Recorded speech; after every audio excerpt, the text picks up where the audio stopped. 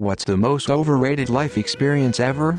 Let's talk about the overhyped masterpiece known as networking events. We all dress up, slap on fake smiles, and exchange business cards like we're in some capitalist Pokemon battle. But in reality, it's just a room full of people pretending to be interested in each other's elevator pitches while silently contemplating their life choices. It's the only place where small talk becomes an extreme sport, and the only gold you'll find is the regret of spending hours in uncomfortable shoes. Networking events, the Hollywood blockbuster of disappointments. Growing up, I think most New Year's Eve celebrations are overrated. Prom was not a good night dancing. It was beyond awkward. Interesting you posed this question on a Super Bowl Sunday. Academic conferences for academia. My gosh, presentation after presentation, socializing after socializing, dressing up, doing my own presentation, plane rides, and I feel claustrophobic on airplanes, giant hotels that cost $2,500 for a 5-day stay. Teenage years, especially the Sweet 16, high school. So romanticized in movies and media. In real life it is absolutely awful and probably caused every issue and insecurity I've ever had to deal with. Prom. Losing your virginity. First kiss. I genuinely don't remember who mine was. Info anything that's a ceremony or a big event that happens in the exact way it's supposed to happen. I'll use weddings as an example.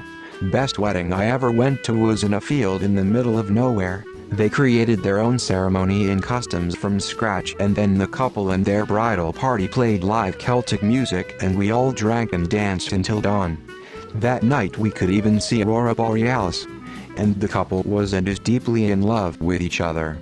It was insanely romantic, deeply personal to them, and really just perfection.